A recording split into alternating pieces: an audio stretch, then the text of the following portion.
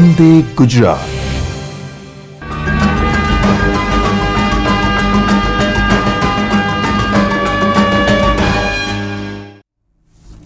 નમસ્કાર મિત્રો, આજે આપણે કેન્સર ડિટેક્શન અને એની સારવાર, આનામાં સૌથી અગત્યનો આપણને મિત્રો ખ્યાલ જ છે કે કેન્સરની અંદર સૌથી વધારે જો કોઈ કેસ જોવા મળતા હોય તો એ ઓરલ કેન્સર, ગર્ભાશયનું કેન્સર, બ્રેસ્ટ કેન્સર. આ ત્રણ જે કેન્સર છે એમાં સૌથી વધારે 70થી 80% કેસ આ ત્રણ કેન્સરની અંદર આપણને જોવા મળે છે. અને આ ત્રણ કેન્સર પૈકી આજે આપણે ગર્ભાશયના કેન્સર માટે વિશેષ માહિતી પ્રાપ્ત કરશું. અને ખાસ આજનો સેટકોમ આપણે એટલે તબીબી અધિકારી મિત્રો માટે ગોઠવ્યો છે. કારણ કે આપણે નો ડાઉટ MBBSમાં પણ આપણે ભણીએ છીએ કે કેન્સરમાં કેટલી સારવાર કેવી રીતે એ છે. મિત્રો, વધુમાં તમે કદાચ આજનું ન્યૂઝપેપર જોયું હશે તો આજના ન્યૂઝપેપરમાં છે કે ગુજરાતની અંદર નેક્સ્ટ સમયની અંદર કેન્સરની સુનામી આવવાનો એક સંભાવના રહેલી છે. અને જો આપણે આ મિત્રો સુનામીને અટકાવવી હશે તો એનું વહેલામાં વહેલું નિદાન થઈ જાય, અને નિદાનના આધારે જો એની સારવાર થઈ જાય તો આપણે ન તો એની મોર્ટાલિટીને પણ અટકાવી શકીએ છીએ, પરંતુ મોર્બિડિટીને પણ અટકાવી શકીએ છીએ. અને આની આપણને સંપૂર્ણ માહિતી આપવા માટે આપણી જોડે આજે સ્ટુડિયોમાં બે નિષ્ણાતો ઉપલબ્ધ છે, જેઓ આપણને આ વિષય અંગે વિસ્તૃત માહિતી આપશે. સ્ટુડિયોમાં આજે આપણી સાથે છે ડૉક્ટર ચિરાગ શાહ, જેઓ કેન્સર સ્પેશિયાલિસ્ટ છે, ઓન્કોલોજિસ્ટ છે અને એપોલોની અંદર પોતાની સેવાઓ આપે છે. આ ઉપરાંત આપણી સાથે છે ડૉક્ટર ચેતનાબેન પારેખ, જેઓ ગાયનેકના ઓન્કોલોજિસ્ટ તરીકે GCRAની અંદર પ્રોફેસર તરીકે સેવાઓ આપે છે. તો હું વધારે સમય મિત્રો આપનો નહીં લઉં, વિષય નિષ્ણાત આપણને વધારે માહિતી આપે ને વધુ આપણે સુદૃઢ થઈએ આપણે તાલીમથી. એ માટે હું ડૉક્ટર ચિરાગ શાહને સૌથી પહેલાં વિનંતી કરીશ કે તેઓ આપણને ગર્ભાશયના કેન્સર વિશે પોતાનું માર્ગદર્શન પૂરું પાડે. નમસ્તે મિત્રો, થેન્ક યુ ડૉક્ટર નીતેશભાઈ. આજે આપણે જે સર્વાઇકલ કેન્સર, ગર્ભાશયના મોંના કેન્સરની વાત કરવાના છીએ. તો એની શરૂઆત કરીએ. સૌથી પહેલું આપણે સમજીએ કે આ કયા ભાગમાં, એટલે કે જ્યારે ગર્ભાશયનો સૌથી નીચેનો ભાગ જે છે સર્વિક્સ, એના કેન્સરની આપણે આજે વાત કરી રહ્યા છીએ. અને તમને ખ્યાલ હશે જ કે લેડીઝમાં બ્રેસ્ટ કેન્સર પછી સેકન્ડ મોસ્ટ કોમન કેન્સર આ છે. આજે આપણે કવર કરવાના છીએ એપિડેમિયોલોજી, એના કારણો, રિસ્ક ફેક્ટર્સ, ક્લિનિકલ પ્રેઝન્ટેશન અને કઈ રીતે એનાથી બચી શકાય. આટલા ટૉપિક પર હું વાત કરીશ. અને પછી એનું સ્ક્રીનિંગ અને સ્ટેજિંગ, ટ્રીટમેન્ટ વગેરે ઉપર ડૉક્ટર ચેતનાબેન આપણને ગાઈડન્સ આપશે. તો સર્વાઇકલ કેન્સર એ વર્લ્ડમાં સ્ત્રીઓમાં ચોથું કેન્સર છે, અને 15 to 44 યર્સની એજમાં એ સેકન્ડ નંબરનું મોસ્ટ કોમન કેન્સર છે. આ સ્લાઇડમાં તમે જોઈ શકો છો કે ઇન્ડિયા ઇન્સિડન્સની દ્રષ્ટિએ જે સેકન્ડ ક્વાર્ટાઇલમાં છે, એટલે કે જે મેક્સિમમ કેન્સર આ ટાઈપના આફ્રિકામાં છે, અને સેકન્ડ સંખ્યા આપણી છે. આ જે વિકસિત દેશો છે એમાં એ નંબર ઘણો જ ઓછો છે. વર્લ્ડમાં લગભગ 6 લાખ કેસ દર વર્ષે થાય છે, અને લગભગ 3.5 લાખ ડેથ થાય છે. એમાંથી 81% કેન્સર જે છે એ 40 વર્ષથી વધુ ઉંમરની સ્ત્રીઓમાં થાય છે. અને સૌથી વધુ ચિંતાજનક વાત એ છે કે લો અને મિડલ ઇન્કમ કન્ટ્રીઝમાં, એટલે કે ભારત જેવા દેશમાં આ નંબર સૌથી વધારે છે. આ ગ્રાફમાં દેખાય છે કે આ જે કેસરી રંગ છે એ એશિયા, એ that is the maximum number. અને એશિયામાં પણ અનફોર્ચ્યુનેટલી મેક્સિમમ કન્ટ્રીબ્યુશન આપણું છે. તો ઇન્ડિયામાં લગભગ 48 કરોડ સ્ત્રીઓ 15 વર્ષથી વધુ ઉંમરમાં છે, એટલે કે આ સર્વાઇકલ કેન્સરના રિસ્ક ગ્રુપમાં ગણાય. અને આપણા ત્યાં એપ્રોક્સિમેટલી 1,23,000 નવા કેસ દર વર્ષે થાય છે, એમાંથી 77,000 લગભગ ડેથ થાય છે. અને આપણો જે ઇન્સિડન્સ છે, એટલે કે પર 1,18.7 એ આપણો રેશિયો છે, જે ઘણા બધા વિકસિત દેશોમાં 10થી નીચે અને ઘણી જગ્યાએ લગભગ 6 આસપાસ પણ છે. આ કેન્સર બીજા કેન્સરની સરખામણીમાં જોઈએ તો સેકન્ડ મોસ્ટ કોમન કેન્સર છે, એટલે બ્રેસ્ટ કેન્સર નંબર 1 અને પછી સર્વાઇકલ કેન્સર. આપણે વાત કરીએ એમ કે લગભગ 77,348 ડેથ દર વર્ષે ઇન્ડિયામાં થાય છે અને it is the second leading cause of cancer death for women in India. અને ન્યૂ કેસીસ અબાઉટ 1,23,000. આ નીચે એક આ ઇમ્પોર્ટન્ટ નંબર છે સમજવા માટે કે આપણે સાઉથ એશિયામાં લગભગ 1,43,000 ન્યૂ કેસીસ થાય છે, જેમાંથી ઇન્ડિયાનું કોન્ટ્રીબ્યુશન લગભગ 1,23,000 છે. એટલે જે બિગેસ્ટ કોન્ટ્રીબ્યુશન આ રિજનમાં અનફોર્ચ્યુનેટલી આપણું છે. સારા સમાચાર એ છે કે સર્વાઇકલ કેન્સરનો ઇન્સિડન્સ થોડો ઘટી રહ્યો છે. જે પણ પ્રયત્નો પબ્લિક હેલ્થમાં, પ્રાઇવેટ હેલ્થમાં જે થયા છે પ્રિવેન્શન અને સ્ક્રીનિંગના, એની થોડીક અસર અત્યારે દેખાઈ રહી છે. એના લીધે સર્વાઇકલ કેન્સરનો number over so many decades ધીરે ધીરે ડાઉન જઈ રહ્યો છે. એમાં જે સેકન્ડ ગ્રાફ છે એ સ્ક્વેમસ સેલ કાર્સિનોમાનો, જેમાં ઘટાડો મોટો છે. એડિનો કાર્સિનોમા, જે લગભગ 10મા ભાગનું નંબર હોય છે ટોટલમાં, એમાં કોઈ ખાસ ફરક નથી. સો આના કારણની વાત કરીએ તો આ કઈ રીતે આ કેન્સર થાય છે, તો એના વિશે જે ખૂબ સંશોધનો થયા છે એમાં એ બહુ ક્લિયર છે કે લાર્જ મેજોરિટી ઓફ આ બધા કેન્સર્સ એ હ્યુમન પેપિલોમા વાયરસથી થાય છે. અને આ એટલા માટે સમજવું ઇમ્પોર્ટન્ટ છે કે એનું પ્રિવેન્શન પણ એને કારણે પોસિબલ છે. તો આ તમે આ પિક્ચર જોશો તો દેખાશે કે નોર્મલ જે એપિથેલિયમ છે સર્વિક્સનું એ આવું હોય છે, અને જ્યારે HPV ઇન્ફેક્શન થાય તો 90% લોકો એ ક્લિયર કરી લે છે એમની ઇમ્યુનિટીથી, પણ એપ્રોક્સિમેટલી 10%માં વાયરસ રહી જાય છે. અને એ વાયરસ જે રહી જાય છે એ ધીરે ધીરે એના જીન્સમાં, એ સેલ્સના DNAમાં પ્રસ્થાપિત થાય છે અને પછી એ ઇનિશિયલી પ્રી કેન્સરસ ચેન્જીસ કરે છે અને જે અલ્ટિમેટલી પછી કેન્સર ફોર્મમાં જાય છે. આ જે પ્રી કેન્સરસ ચેન્જીસ છે, જેને સર્વાઇકલ ઇન્ટ્રાએપિથેલિયલ નિયોપ્લાઝિયા ગ્રેડ 1, 2 અને 3 તરીકે અથવા માઇલ્ડ, મોડરેટ, સિવિયર ડિસ્પ્લેઝિયા ગણવામાં આવે છે, એ સ્ટેજમાં આપણે સ્ક્રીનિંગથી પકડી શકાય છે અને કેન્સર થાય એ પહેલાં એની ટ્રીટમેન્ટ કરી શકાય છે. એટલા માટે સર્વાઇકલ કેન્સરના આ પ્રી કેન્સર સ્ટેજ વિશે જાણવું ખૂબ જરૂરી છે. જે રિસ્ક ફેક્ટર સર્વાઇકલ કેન્સર માટે ગણાય છે કોમન, એ છે ફેમિલી હિસ્ટ્રી, લો સોશિયો ઇકોનોમિક સ્ટેટસ, મલ્ટીપેરિટી એટલે ઘણા બાળકો હોવા અને એમાંથી ફર્સ્ટ બાળકની નાની ઉંમરે થવું <20 years, smoking, oral contraceptive use for more than 5 years, immunosuppress patients એટલે HIV, ઓર્ગન ટ્રાન્સપ્લાન્ટ વગેરે એક ઇમ્પોર્ટન્ટ રિસ્ક ફેક્ટર છે. સેક્સ્યુઅલી ટ્રાન્સમિટેડ ડિસીઝીસ હોય, first sexual encounter at the age of <18 years, having multiple sexual partners, આ બધા મુખ્ય risk factors ગણાય છે.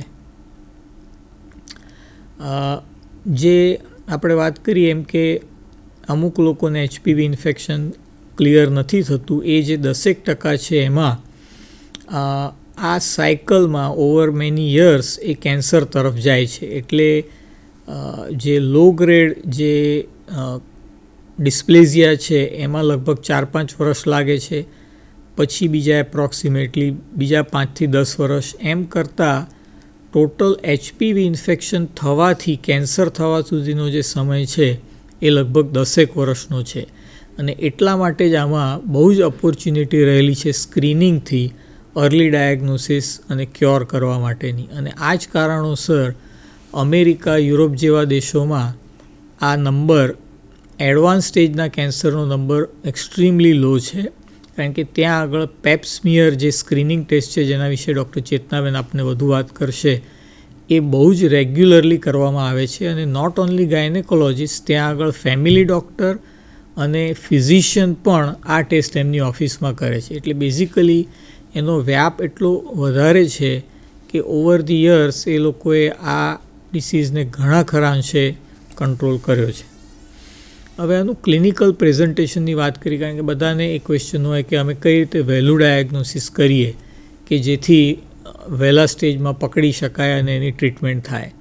તો અનફોર્ચ્યુનેટલી આનું જે પ્રેઝન્ટેશન છે એ લાર્જલી એસિમ્પ્ટોમેટિક છે અને એટલા માટે જ સ્ક્રીનિંગ બહુ ઇમ્પોર્ટન્ટ છે. એટલે એવા બહુ સ્પેસિફિક સિમ્ટમ્સ અર્લી સ્ટેજમાં થાય એવા બહુ રેર હોય છે કે જેના આધારે તમે કહી શકો કે ભાઈ હા આ છે અને તરત ટેસ્ટ કરીએ અને પહેલાં સ્ટેજમાં પકડી જાય. એટલે પહેલાં સ્ટેજના પેશન્ટને સિમ્ટમ હોવા એ બહુ જ અનયુઝ્યુઅલ છે.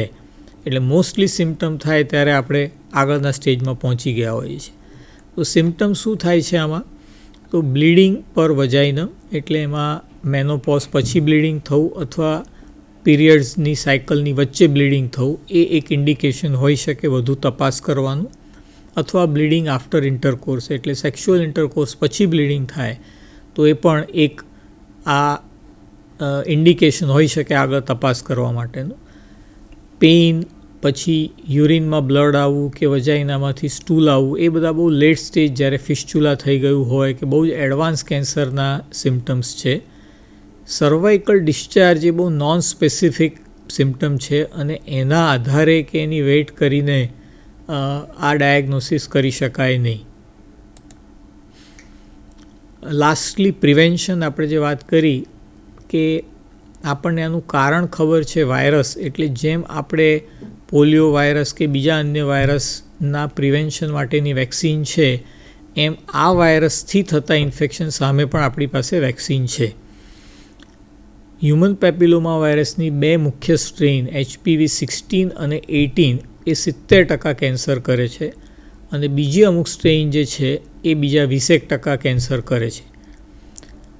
અત્યારે 3 વેક્સિન વર્લ્ડમાં અવેલેબલ છે અને ઇન્ડિયામાં બહુ રિસન્ટલી 4th વેક્સિન લોન્ચ થવાની છે.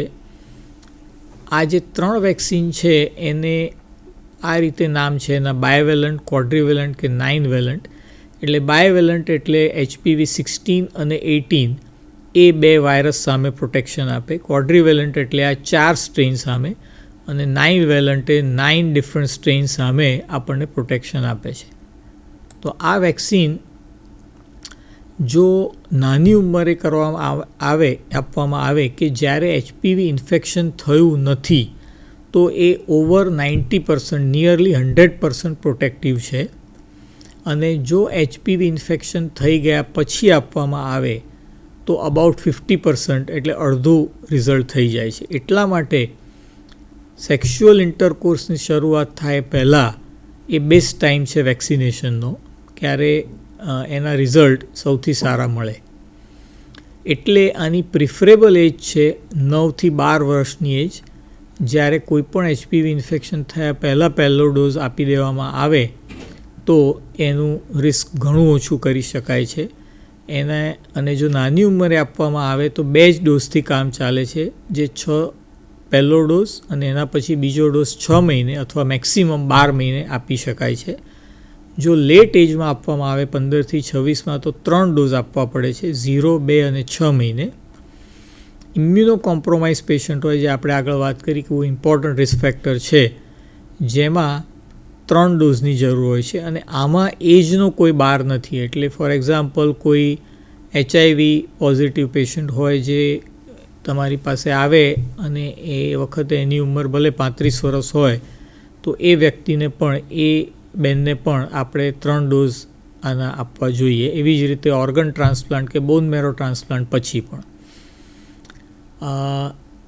આ વેક્સિન આપ્યા પછી 15 મિનિટ સુપાઇન કે સિટિંગ પોઝિશનમાં રાખવા જોઈએ, જે ઇનફેક્ટ મોટાભાગની વેક્સિન માટે લાગુ પડે છે કે ક્યારેક બહુ વન્સ ઇન એ વાઇલ કોઈક પેશન્ટને એનાથી પેલું વેઝોવેગલ થાય કે સિન્કોપી જેવું થાય એટલા માટે. But otherwise vaccine is extremely safe.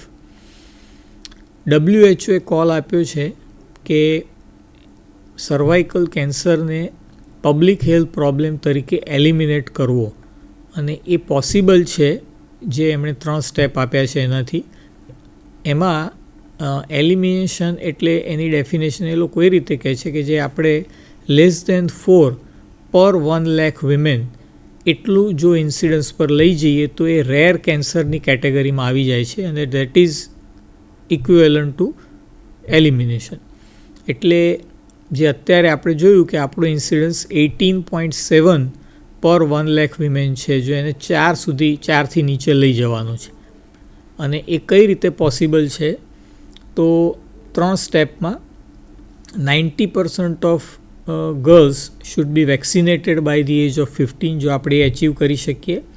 70% વિમેનને આપણે 35ની ઉંમર સુધીમાં એકવાર આપણે સ્ક્રીન કરી શકીએ અને 90% સ્ત્રીઓને જે પ્રી કેન્સર સ્ટેજમાં ડાયગ્નોઝ થાય છે અને 90% જે ઇન્વેઝિવ કેન્સરમાં એમને ટ્રીટમેન્ટ કરી શકીએ તો આપણે આ elimination of cervical cancer possible છે.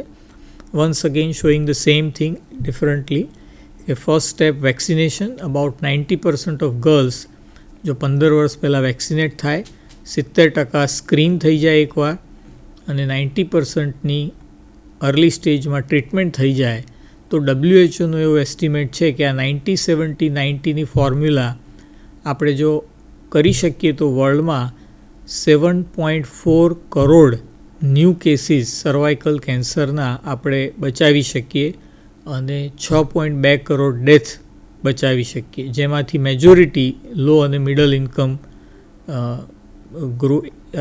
રિસોર્સ ગ્રુપમાં, એટલે જેમ કે ભારત જેવા દેશમાં છે. એટલે આપણા માટે આ બહુ જ અગત્યની વસ્તુ છે અને એનો પ્રૂફ પણ છે કે વેક્સિનેશન કેટલું ઇફેક્ટિવ છે કે ઓસ્ટ્રેલિયાએ આ ઇન્ટ્રોડ્યુસ કર્યું ઘણા વર્ષો પહેલાં અને એમણે અત્યારે જે એમનો આપણે નંબર જોઈએ તો એમણે અત્યારે મોર દેન 70% વેક્સિનેશન ઓલરેડી અચીવ કરી લીધું છે અને એનાથી એમના હાઈ ગ્રેડ ડિસ્પ્લેઝિયા એટલે પ્રી કેન્સર લિઝનમાં ઓલરેડી 38%નો ઘટાડો થયો છે, which is a precursor to invasive cancer. એટલે વી કેન સી કે ઓસ્ટ્રેલિયામાં એ એક્સપેક્ટેડ છે કે અત્યારે એ લોકો લગભગ અહીંયા પહોંચ્યા છે લેસ દેન 6 કેસીસ પર 100,000 અને ઇન અબાઉટ 20 years જો આ કન્ટિન્યુ રાખશે તો એ લોકો લેસ દેન 4 કેસીસ કે even less than 1 cases after some more years એ લેવલે પહોંચી જશે. એટલે આ એક થિયરી નથી, આ ડેટા બતાવવાનો હેતુ એ છે કે વેક્સિનેશન અને સ્ક્રીનિંગ અને અર્લી રેફરલ ફોર ટ્રીટમેન્ટ જો આપણે કરીએ તો આ એચિવેબલ છે. આ ઓલરેડી અમુક દેશોમાં ત્યાં આપણે પહોંચી ગયા છીએ. Thank you. થેન્ક યુ ચિરાગભાઈ. મિત્રો, બહુ સરસ રીતે ડૉક્ટર ચિરાગભાઈએ આપણને કીધું છે કે કેટલું બર્ડન છે અને આ બર્ડનને આપણે 3 સ્ટેજથી આપણે કંટ્રોલ કરી શકીએ એમ છીએ. મિત્રો, આપને હું અત્યારે જણાવી દઉં કે HPV વેક્સિન એ આપણા વેક્સિનેશન પ્રોગ્રામમાં ટૂંક સમયમાં સમાવેશ થવા જઈ રહ્યું છે. આપણે એની અત્યારથી પ્રિપેરેશન કરી લઈએ કે એડોલસન્ટ ગર્લ આપણા વિસ્તારમાં કેટલી છે એને આઈડેન્ટિફાઈ થઈ જાય. ભારત સરકારની હમણાં લાસ્ટ જે મિટિંગ થઈ હતી એમાં જે ફાઇનલ ડિસિઝન થયું છે નેક્સ્ટ 3 મહિનાની અંદર લગભગ HPV વેક્સિન આપણા ઇમ્યુનાઇઝેશન પ્રોગ્રામમાં આવી જશે. એટલે 3 મહિના પછી આપણે જેમ ચિરાગભાઈએ કીધું કે વેક્સિનેશન 90-70 સ્ક્રીનિંગ અને 90 ટ્રીટમેન્ટ તો જ આપણે આ લડાઈને આપણે પાર પાડી શકશું. તો મિત્રો, આપણે ખાસ આમનું જે માર્ગદર્શન મેળવ્યું છે એ બદલ એમનો ખૂબ ખૂબ આભાર. હવે ડૉક્ટર ચેતનાબેનને હું વિનંતી કરું કે તેઓ ટ્રીટમેન્ટ પર આપણે શું કરી શકાય, અર્લી સ્ક્રીનિંગ માટે શું કરી શકીએ અને ઇઝીલી PHC લેવલે શું આપણે સ્ક્રીનિંગથી પ્રાપ્ત કરી શકીએ અને વહેલામાં વહેલું નિદાન થઈ શકે તે માટે આપણને માર્ગદર્શન પૂરું પાડે. નમસ્કાર, હું ડૉક્ટર ચેતના પારેખ. આજે આપણે સૌ ગર્ભાશયના મુખના કેન્સરનું અર્લી નિદાન, સારવાર અને પ્રિવેન્શન માટે ભેગા થયા છે. જેમ ચિરાગભાઈએ કીધું એ પ્રમાણે આપણે ત્યાં 4 કેન્સર બહુ જ કોમન છે: બ્રેસ્ટ, સર્વાઇકલ, કોલોન અને થાઇરોઇડ. છતાં પણ સર્વિક્સનું કેન્સર એટલે કે ગર્ભાશયના મુખનું કેન્સર આપણા માટે બહુ અગત્યનું છે. એનું કારણ એ છે કે ગર્ભાશયના કેન્સરને કારણે આપણા દેશમાં મૃત્યુઆંક બહુ વધારે છે. જગતમાં સર્વાઇકલ કેન્સરથી થતા મૃત્યુમાં એટલે દર 4 મૃત્યુમાં 1 મૃત્યુ ભારતની સ્ત્રીઓને કારણે છે. અને એ બી એ કેન્સર માટે કે જે આપણે પ્રિવેન્ટ કરી શકીએ. અને જેમ ચિરાગભાઈએ કીધું એ પ્રમાણે 18.7% કેન્સર રેટ છે અને મોટાભાગના કેન્સરો એડવાન્સ સ્ટેજની અંદર જ ડાયગ્નોઝ થાય છે અને એટલે જ ડાયગ્નોઝ થયાના 1 વર્ષની અંદર મૃત્યુ રેટ લગભગ 80% છે. આને કારણે સર્વાઇકલ કેન્સર એ આપણા દેશનો એક મેજર પબ્લિક હેલ્થ પ્રોબ્લેમ છે. જે આમાં તમને દેખાય છે કે મોર દેન 200 વુમન ડાય એવરી ડે. દર કલાકે 8 વુમનનું મૃત્યુ થાય છે અને દર 7 મિનિટે 1 વુમનનું મૃત્યુ થાય છે સર્વાઇકલ કેન્સરથી. સર્વાઇકલ કેન્સરના જોખમી પરિબળો અને એના લક્ષણો શું છે એના વિશે ચિરાગભાઈએ આપણને ઘણું બધું ડિટેલમાં કીધું છે. હવે સર્વાઇકલ કેન્સરનું પ્રિવેન્શન એ કેવી રીતે થાય છે અને એની કઈ કઈ સ્ક્રીનિંગ ટેસ્ટ છે એ બધું જ જાણવા માટે પહેલાં સર્વાઇકલ કેન્સરની એનાટમી જાણવી બહુ જ જરૂરી છે.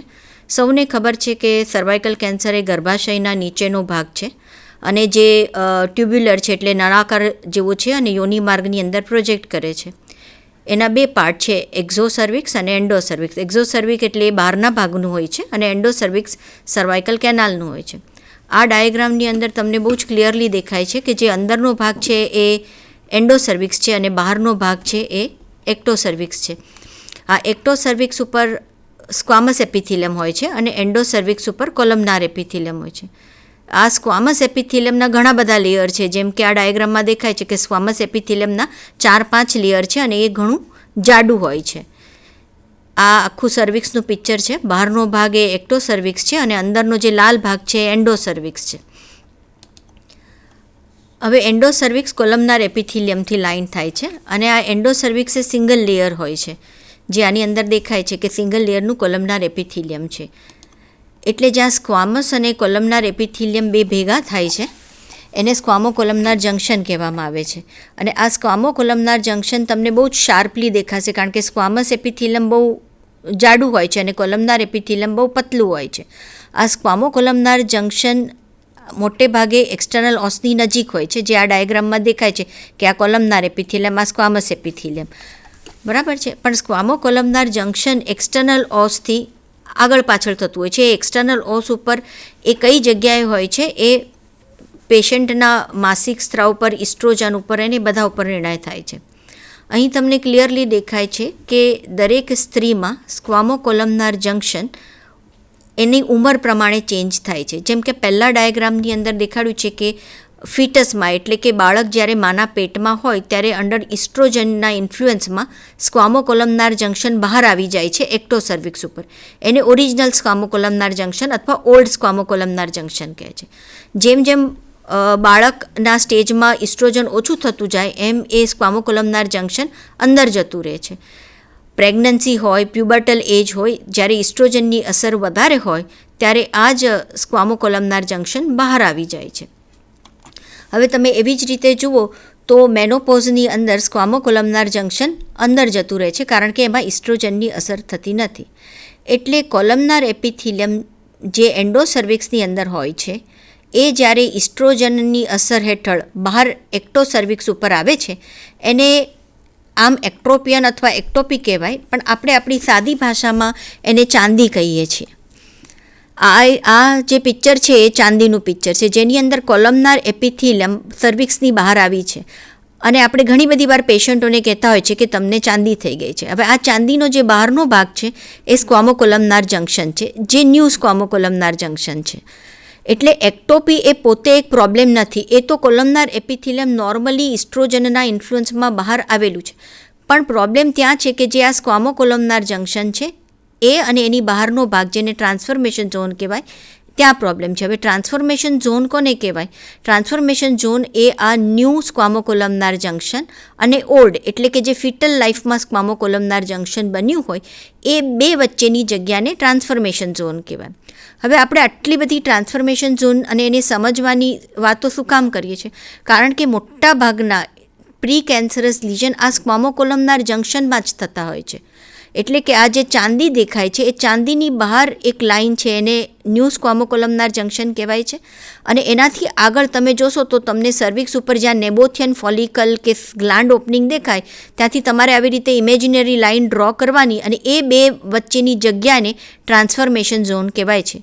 અથવા તો આપણે ટૂંકમાં કહીએ તો આપણને જે ચાંદી દેખાય છે એને ફરતે જે 1 સેન્ટીમીટરની જગ્યા હોય છે એને ટ્રાન્સફોર્મેશન ઝોન કહેવામાં આવે છે.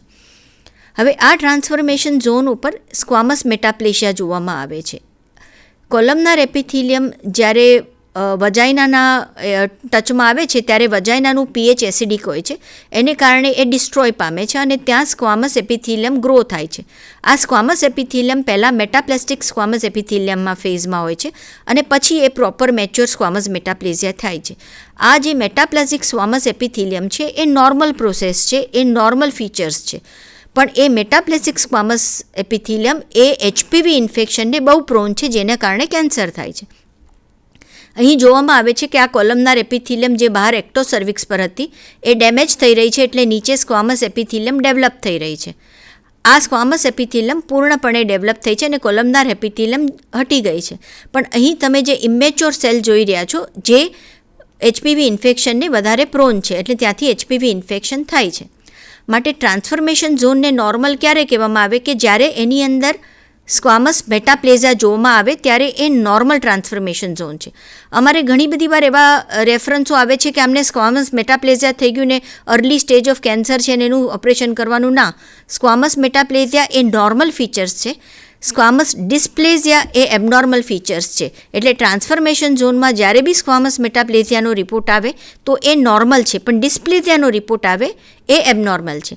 ટ્રાન્સફોર્મેશન ઝોન ઓળખવું મહત્ત્વનું છે, કારણ કે મોટાભાગના અર્લી સર્વાઇકલ લીઝન એ જ રીઝનમાં થતા હોય છે. હવે ટ્રાન્સફોર્મેશન ઝોન આપણે જેમ જાણવું એ પ્રમાણે દરેક વખતે નથી દેખાતા.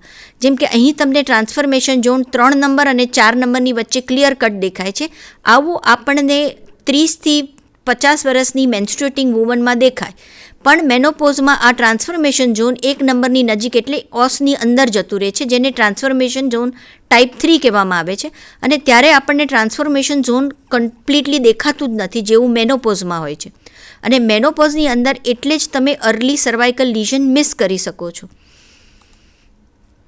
હવે જેમ કે ચિરાગભાઈએ કીધું તો મેઇન કારણ સર્વાઇકલ કેન્સરનું હ્યુમન પેપિલોમા વાયરસ છે, જેમાં હાઈ રિસ્ક અને લો રિસ્ક છે. એટલે હાઈ રિસ્ક એચપીવી જેવા 16 અને 18 એ સર્વાઇકલ કેન્સર બનાવે છે. હવે આ 16 અને 18 આપણા દેશ માટે બહુ જ મહત્ત્વના છે. આ ડૉક્ટરને HPV virus causing cervical cancer માટે નોબેલ પ્રાઇઝ 2008માં આપવામાં આવ્યું હતું. અને આગળ આપણે જોઈએ તો એચપીવી કેવી રીતે થાય, તો એચપીવી એ બહુ જ કોમન સેક્સ્યુઅલી ટ્રાન્સમિટેડ ડિઝીઝ છે. એટલે કે જાતીય પ્રવૃત્તિ પછી બહુ જ તરત લાગી જતો આ ચેપ છે. એની અંદર બહુ જ ઇન્ટિમેટ કોન્ટેક્ટની જરૂર નથી પડતી. સ્કિન અને મ્યુકસ મેમ્બ્રેનના ચેપથી પણ આ ઇન્ફેક્શન થઈ શકે છે, પણ મોટાભાગનું ઇન્ફેક્શન જે રીતે આગળ જણાવ્યું એ પ્રમાણે મટી જાય છે. જ્યારે આ ઇન્ફેક્શન પરસિસ્ટન્ટ રહે છે કે લાંબો સમય રહે છે ત્યારે જ એ પ્રી કેન્સર અને કેન્સરસ લીઝન બનાવે છે. અને એ કેન્સરસ લીઝન બનાવવા માટે એચપીવી 16 અને 18 જે હાઈ રિસ્ક એચપીવી છે એ બહુ જ જરૂરી છે. અને એટલે જ મોટાભાગના વેક્સિનો બી આ એચપીવી 16 અને 18 પરના જ છે. હવે સર્વાઇકલ કેન્સર માટે ખાલી એચપીવી જરૂરી નથી, એના માટે સર્વાઇકલ એપિથેલિયમનું જે સ્ક્વામસ એપિથેલિયમ છે એમાં ડેમેજ થવો બહુ જરૂરી છે. એટલે જ્યારે ઉપરના લેયર ઉપર ડેમેજ થાય છે, જે આમાં દેખાય છે, ત્યારે એચપીવી વાયરસ નીચેના લેવલમાં જઈ અને સેલની અંદર એન્ટર થાય છે. એ સેલની અંદર એન્ટર થઈને મલ્ટિપ્લિકેશન કરે તો low risk cervical cancer precancerous lesion થાય છે. પણ જ્યારે એ એના ન્યુક્લિયસ સાથે બાઇન્ડ થઈ અને મલ્ટિપ્લિકેશન કરે ત્યારે એ હાઈ પ્રી કેન્સરસ લીઝન બનાવે છે. એટલે ફરીવાર આપણે યાદ રાખીએ કે એચપીવી ઇન્ફેક્શન હોવું એ ચિંતાનું જરૂરી નથી, કારણ કે 20થી 30 વર્ષની ઉંમરે એચપીવી ઇન્ફેક્શન ઘણી બધી સ્ત્રીઓને હોય છે, પણ એ લગભગ 2થી 3 વર્ષમાં મટી જાય છે. 30 વર્ષ પછી રહેતું જે પરમેનન્ટ ઓર પરસિસ્ટન્ટ એચપીવી ઇન્ફેક્શન છે એ જ બહુ જ ચિંતાજનક છે. અહીં ફરીવાર દેખાડ્યું છે કે આ એચપીવી ઇન્ફેક્શન છે એમાંથી લગભગ 10% જ આવી રીતે લો ગ્રેડ સ્ક્વામસ ઇન્ટ્રાએપિથેલિયલ લીઝન થાય છે. 90% તો 3 વર્ષના અંતરે નોર્મલ જ બની જાય છે. હવે આ જે લો ગ્રેડ સ્ક્વામસ ઇન્ટ્રાએપિથેલિયમ લીઝન છે એમાંથી બી 10% લોકોને ઓવર 1 થી 5 વર્ષની અંદર HSIL એટલે કે હાઈ ગ્રેડ સ્ક્વામસ ઇન્ટ્રાએપિથેલિયમ લીઝન થાય છે. અને એમાંથી બી 10% લોકોને 10 થી 15 વર્ષ કે 5 થી 15 વર્ષે કેન્સર એટલે કે સ્ક્વામસ મેલિગ્નન્સી થાય છે. અને LSIL થી HSIL અને HSIL થી કેન્સર ખાલી HPVથી નથી થતું, એના માટે બીજા પરિબળો હોવા બહુ જરૂરી છે, જેમ કે વહેલા મેરેજ થવા, વારે વારે પ્રેગ્નન્સી થવી, 2 પ્રેગ્નન્સી વચ્ચેની જગ્યા સમય ઓછો હોવો, સ્મોકિંગ કરવું, ઇમ્યુનો કોમ્પ્રોમાઇઝડ હોવું. હવે આપણે ઘડીએ બોલીએ છીએ કે આમાં LSIL છે, લો ગ્રેડ સ્ક્વામસ ઇન્ટ્રાએપિથેલિયમ છે, આમાં CIN છે, તો આ બધા ટર્મિનોલોજી બહુ જ કન્ફ્યુઝિંગ છે. એના માટે આ એક ચાર્ટ છે. સૌથી પહેલાં જે ટર્મિનોલોજી કોઈન થઈ હતી એ ડિસ્પ્લેઝિયા હતી. પછી જે ટર્મિનોલોજી કોઈન થઈ એ CIN એટલે કે ઇન્ટ્રાએપિથેલિયમ નિયોપ્લાઝિયા છે. અને હવે લેટેસ્ટ પેપ્સમિયરમાં જે ટર્મિનોલોજી વપરાય છે એ LSIL અને HSIL છે. એટલે કે માઇલ્ડ ડિસ્પ્લેઝિયા મીન્સ CIN1 અને લો ગ્રેડ HSIL, અને મોડરેટ ડિસ્પ્લેઝિયા એટલે CIN2. હવે CIN2, CIN3 બંને જ હાઈ ગ્રેડ ઇન્ટ્રાએપિથેલિયલ નિયોપ્લાઝિયામાં ગણાય છે. અત્યારે જે બહુ જ કોમનલી ટર્મિનોલોજી વપરાય છે એ LSIL અને CIN છે. LSIL અને HSILનો રિપોર્ટ એટલે આપણને પેપ્સમિયરમાં મળશે. એટલે સાઇટોલોજી અથવા તો પેપ્સમિયરનો રિપોર્ટ 2 રીતે આવે, LSIL અને HSIL. જ્યારે કોઈ બી એબનોર્મલ ટિશ્યુની સર્વિક્સની બાયોપ્સી લો એનો રિપોર્ટ 3 રીતે આવે, CIN1, CIN2 અને CIN3. આમાં CIN1 એટલે LSIL અને CIN2 અને 3 એટલે HSIL. આ નોર્મલ એપિથેલિયમ છે. જ્યારે CIN1 થાય ત્યારે નીચેના કોષો અફેક્ટ થાય છે, CIN2 થાય ત્યારે નીચેના 2/3 થાય છે, CIN3 હોય ત્યારે આખા જ લેયર ઇન્ફેક્ટ થાય છે, અને જ્યારે કાર્સિનોમા થાય ત્યારે નીચેનું બેઝમેન્ટ મેમ્બ્રેન બ્રેક થઈ અને કેન્સર બાજુના સેલમાં સ્પ્રેડ થાય છે. અહીં ફરીવાર જણાવ્યું છે કે બધા જ લેડીઝ જેને HPV ઇન્ફેક્શન થાય છે એને કેન્સર થતું નથી. આટલી બધી લેડીઝોને, સ્ત્રીઓને 20 થી 30 વર્ષની ઉંમરે HPV ઇન્ફેક્શન થાય છે. એમાંથી બહુ જ ઓછાને લો ગ્રેડ સ્ક્વામસ સેલ ઇન્ટ્રાએપિથેલિયમ થાય છે. એમાંથી ગણીને માત્ર 4-5 સ્ત્રીઓને જ HSIL થાય છે, અને એમાંથી બહુ જ ઓછી સ્ત્રીઓને કેન્સર થાય છે. એટલે આપણી પાસે આટલો બધો લાંબો સમય છે કે જેમાં આપણે પ્રી કેન્સરસ ટ્રીટમેન્ટ ડાયગ્નોઝ કરી શકીએ, એનું નિદાન કરી શકીએ, નિવારણ કરી શકીએ અને પેશન્ટને કેન્સર થતું અટકાવી શકીએ છીએ. પેશન્ટને જ્યારે આવા પ્રી કેન્સરસ લીઝન ડાયગ્નોઝ થાય છે, જ્યારે CIN1, 2 કે LSIL ડાયગ્નોઝ થાય છે, ત્યારે આપણે એને કેવી રીતે ટ્રીટમેન્ટ કરી શકીએ અને આ બધાનું પ્રિવેન્શન શું છે? તો પ્રિવેન્શન 3 પ્રકારના છે, પ્રાઇમરી પ્રિવેન્શન, સેકન્ડરી અને ટર્શરી. પ્રાઇમરી પ્રિવેન્શન એટલે વેક્સિન, જેના વિશે આપણને ચિરાગભાઈએ વાત કરી. સેકન્ડરી પ્રિવેન્શનની અંદર સ્ક્રીનિંગ આવે અને ટર્શરી પ્રિવેન્શનની અંદર આમની ટ્રીટમેન્ટ આવે. હવે સેકન્ડરી પ્રિવેન્શન સ્ક્રીનિંગથી થાય છે. હવે સ્ક્રીનિંગ એટલે શું? સ્ક્રીનિંગ એટલે કોઈ બી વ્યક્તિ જેને કંઈ પણ તકલીફ ન હોય એ વ્યક્તિની અંદર રોગનું નિદાન કરવું એટલે કે સ્ક્રીનિંગ છે. એટલે પેશન્ટને કોઈપણ જાતના સાઇન અને સિમ્ટમ્સ હોતા નથી. જે આપણે જોયું છે કે પ્રી કેન્સરસ સર્વાઇકલ લીઝનમાં કોઈપણ જાતની તકલીફ પેશન્ટને હોતી નથી. સ્ક્રીનિંગના 3-4 પ્રકાર છે. એક તો સાઇટોલોજીકલ સ્ક્રીનિંગ જે પેપ ટેસ્ટ અને HPV છે, બીજી વિલી અને VIA છે, ત્રીજી કલ્પોસ્કોપી છે, અને ચોથી કે એને બાયોપ્સીથી કન્ફર્મ કરવામાં આવે છે. હવે સર્વાઇકલ સાઇટોલોજી 3-4 પ્રકારેથી થાય છે. વન ઇઝ પેપ ટેસ્ટ અને બીજી લિક્વિડ બેઝ સાઇટોલોજી. આ જે કિટ છે એ લિક્વિડ બેઝ સાઇટોલોજીની છે અને આ જે કિટ છે એ પેપ્સમિયરની છે. હવે પેપ્સમિયર કેવી રીતે લેવામાં આવે છે? પેપ્સમિયરની અંદર પેશન્ટને લિથોટમી પોઝિશન આપવામાં આવે છે, સર્વિક્સને એક્સપોઝ કરવામાં આવે છે. લાકડાની એક પટ્ટી હોય છે જેને એક્સટર્નલ ઓસમાં નાખી અને રાઉન્ડ ફેરવવામાં આવે છે અને અહીંનું પાણી કલેક્ટ કરવામાં આવે છે. એવી જ રીતે આ બ્રશને એન્ડો સર્વિક્સમાં લાવી એનું પાણી કલેક્ટ કરી અને સ્લાઇડ ઉપર આવી રીતે સ્પ્રેડ કરવાનું હોય છે. સ્પ્રેડ કરી અને એને એના ઉપર ફિક્સેટિવ નાખી અને માઇક્રોસ્કોપની અંદર જોવાનું હોય છે.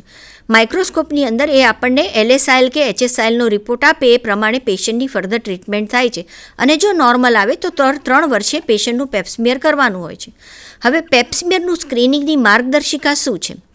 દરેક 21 થી 29 વર્ષની ઉંમરની સ્ત્રીઓને દર 3 વર્ષે પેપ્સમિયર કરાવવાનું. 30 થી 65 વર્ષની સ્ત્રીઓએ પેપ ટેસ્ટ અને HPV ટેસ્ટ એટલે હ્યુમન પેપિલોમા વાયરસનો ટેસ્ટ કરવાનો. જો આ 2 ટેસ્ટ સાથે કરવામાં આવે તો આ ટેસ્ટનું રિપીટેશન 5 વર્ષ પછી કરવાનું, અને ખાલી પેપ ટેસ્ટ કરો તો રિપીટ 3 વર્ષે કરવાનું. હવે પેપ ટેસ્ટ સાથે HPV આપણે 30 વર્ષની નાની સ્ત્રીઓમાં એટલા માટે નથી કરતા કે અહીં HPV ઇન્ફેક્શન બહુ જ કોમન હોય છે અને એટલે 30 વર્ષની નાની ઉંમરમાં HPV ટેસ્ટ કરવાની જરૂર નથી. 65 વર્ષની સ્ત્રીઓની અંદર જો એમને પહેલાં પેપ્સમિયરનો ટેસ્ટ કરાવ્યો હોય તો ફરી પેપ ટેસ્ટ કરાવવાની જરૂર નથી જો રિપોર્ટ સામાન્ય હોય તો.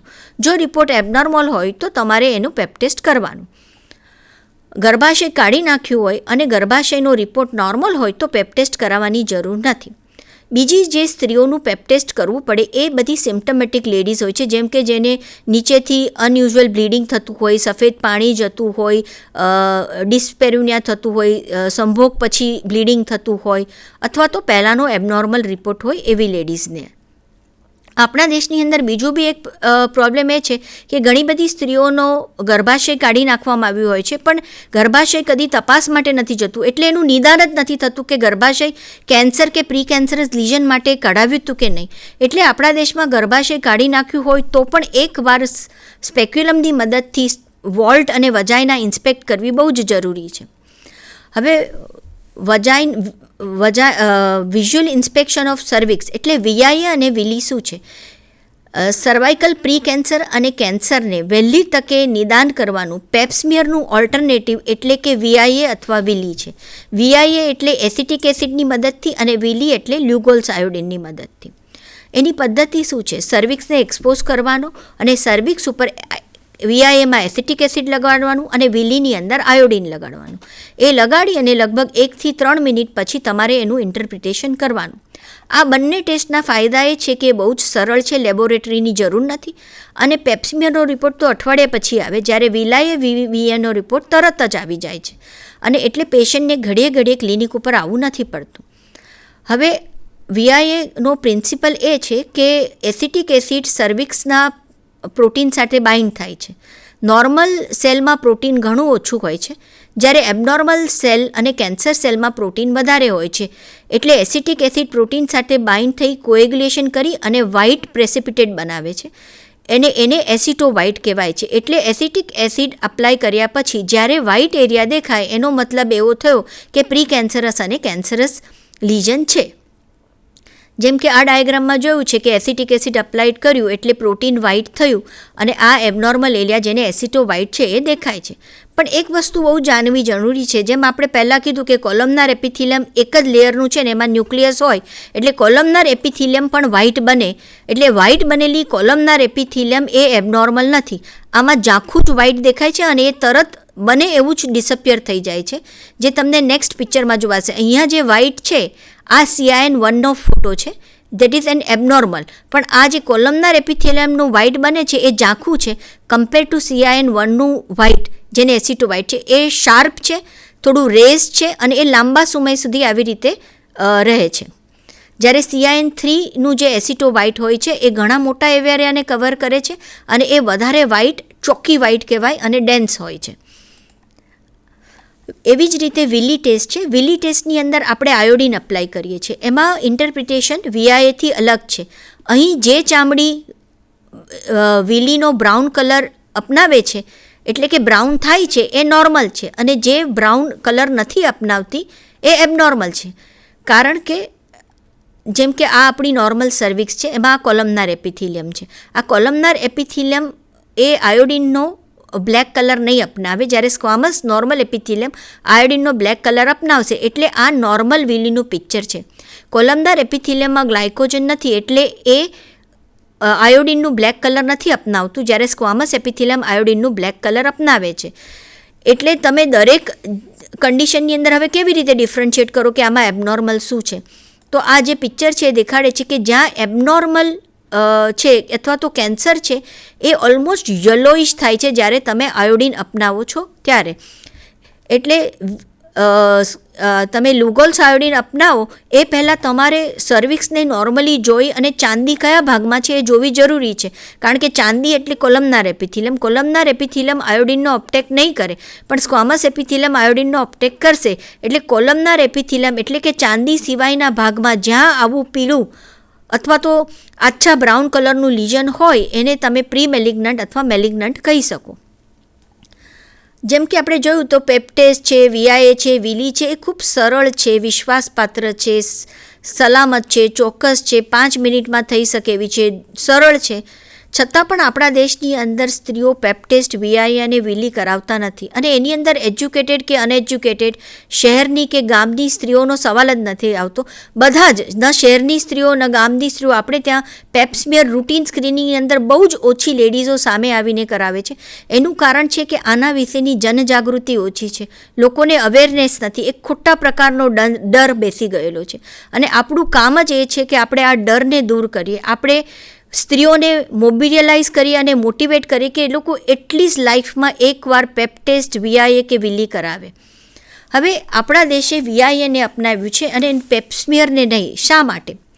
એકચ્યુઅલી 1970 સુધી પેપ્સમિયર એ આપણો રૂટીન સ્ક્રીનિંગ પ્રોગ્રામમાં સમાવેશ કરેલો હતો, પણ પછી એ જણાવ્યું કે પેપ્સમિયર બધે જ અવેલેબલ થઈ શકતું નથી, કારણ કે એના માટે ટેકનિશિયન જોઈએ, લેબોરેટરી જોઈએ, સ્લાઇડને તમારે ટેકનિશિયન અને લેબોરેટરી સુધી પહોંચાડવી પડે, એનો રિપોર્ટ આવતા એક અઠવાડિયું થઈ જાય, એટલે એ બહુ જ બધે અવેલેબલ નથી. એટલા માટે વીઆઈએ ટેસ્ટ ગવર્મેન્ટે WHO સાથે મળી અને આપણા દેશની અંદર ઇન્કોર્પોરેટ કરી છે.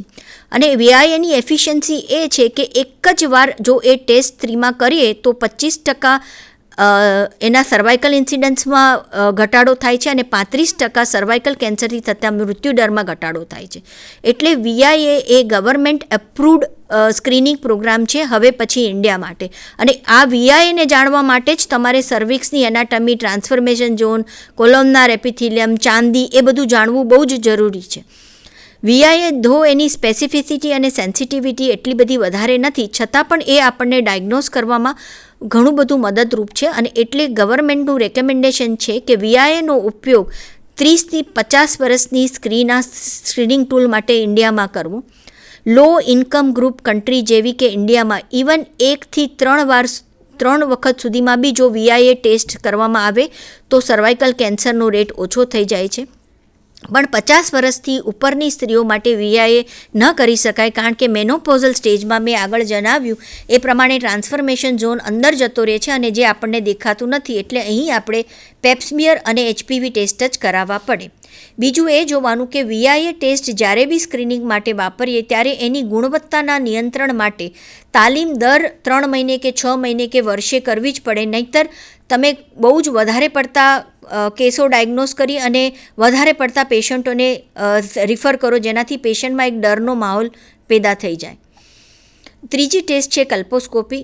જ્યારે બી વીઆઈએ કે વિલીના એબનોર્મલ ફાઇન્ડિંગ આવે ત્યારે હાયર સેન્ટરમાં પેશન્ટને કલ્પોસ્કોપી એટલે દૂરબીનની મદદથી મેગ્નિફાઈડ સર્વિક્સ, વજાઇનાના વ્યૂ માટે રિફર કરવામાં આવે છે.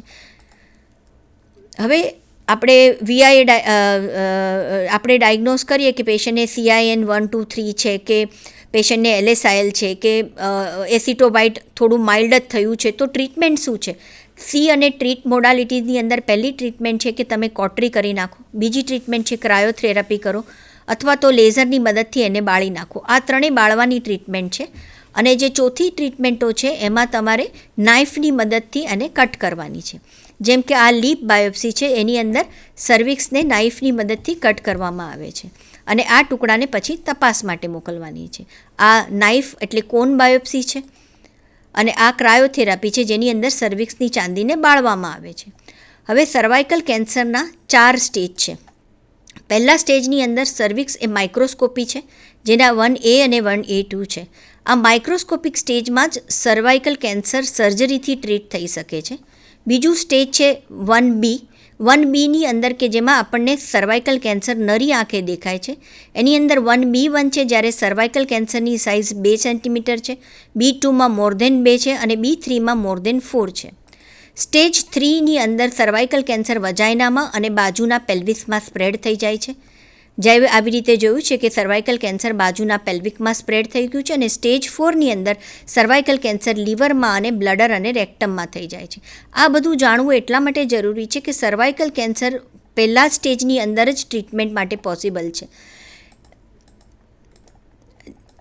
જેવી રીતે આમાં જોવા મળે છે કે 1A1, 1A2, 1B1 અને 1B2ની અંદર જ સર્વાઇકલ કેન્સરની સર્જરી કરી શકાય છે.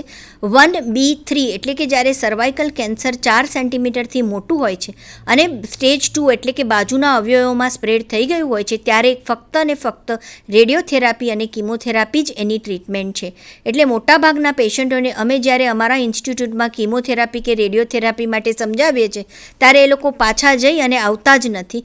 અને એટલે આપણો મેઇન આશય એ છે કે એટલીસ્ટ નિદાન થયા પછી પેશન્ટ શેક લેવા તો આવે જ, કારણ કે શેક અને સર્જરી બેયના ફાયદા સરખા જ છે. આ જે છે રેડિકલ ટ્રીટમેન્ટ થઈ છે અને રેડિકલ ટ્રીટમેન્ટના પોતાના બી ઘણા બધા કોમ્પ્લિકેશનો થતા હોય છે. એટલે રેડિકલ ટ્રીટમેન્ટ બધા જ પેશન્ટોની અંદર શક્ય નથી હોતું અને એટલા માટે જ પેશન્ટોને સર્જરી સાથે શેકનું બી સમજાવવાનું ખૂબ જરૂરી હોય છે. અર્લી સર્જરીનો ફાયદો એ છે કે અર્લી સ્ટેજમાં થાય છે અને ઓવેરિયન ફંક્શન બચી શકે છે, પણ શેકનો ફાયદો એ છે કે એ દરેક સ્ટેજની અંદર આપી શકાય છે અને સ્ટેજથી સર્વાઇકલ કેન્સરનું ટ્રીટમેન્ટ વધારે સારી થઈ શકે છે અને સ્ટેજ 2 ઓનવર્ડ્સ જો રેડિયોથેરાપી આપવામાં આવે તો પેશન્ટને ઘણી બધી વાર સારું બી થઈ શકતું હોય છે. એટલે લોકોને જે ફિયર છે કે શેક નહીં લેવો અને શેકથી ભાગી જવું, એ આપણે એ લોકોને એના માટે સમજાવવું બહુ જ જરૂરી છે. સ્ટેજ 3-4 ઓનવર્ડ્સ કિમોથેરાપી, રેડિયેશન અને એક્સટેન્ડેડ ફિલ્ડ રેડિયેશન પેશન્ટને મળતું હોય છે. હવે આ ગર્ભાશયના સ્ટેજ પ્રમાણે એમનું 5 વર્ષનું જીવન છે. તમે જોઈ શકો છો કે સ્ટેજ 3 અને 4માં પેશન્ટોનું 5 વર્ષનું આયુષ્ય માત્ર 15-30% જ લેડીઝને હોય છે. એટલે કે આપણે ત્યાં આવતા સ્ટેજ 3 અને 4ના 15-30% જ લેડીઝો 5 વર્ષ સુધી જીવી શકે છે. એટલા માટે પહેલાં અને બીજા તબક્કાની અંદર સર્વાઇકલ કેન્સર ડાયગ્નોસ્ટ કરવું બહુ જરૂરી છે. હવે એક કન્ક્લુડિંગ રિમાર્ક એ છે કે સર્વાઇકલ કેન્સર એ પ્રિવેન્ટિવ ડિઝીઝ છે. સ્ક્વામસ મેટાપ્લેઝિયા એ નોર્મલ વસ્તુ છે. Precancerous lesion of the cervix એ બહુ જ લાંબા સમય સુધી રહે છે અને એ ટાઈમે cervical pre cancerous legion diagnose કરીને ટ્રીટ કરો તો તમે સર્વાઇકલ કેન્સર એલિમિનેટ કરી શકો છો. Thank you. મિત્રો, બહુ સારું અને ખરેખર આપણને ટેકનિકલ સ્કિલ દર્શાવતું કેવી રીતે VIA ટેસ્ટિંગ કરવું બહુ સરળ ભાષામાં સમજાવ્યું. આપને કોઈ પ્રશ્ન હોય તો અત્યારે આપ આપને પ્રશ્ન પૂછી શકો છો. અમારા જે નંબર છે સેટકોમના એ અત્યારે સ્ક્રીન ઉપર આપણે શો કરી રહ્યા છીએ, તો એ નંબર ઉપર કોલ કરીને આપ પ્રશ્નો પૂછી શકો છો.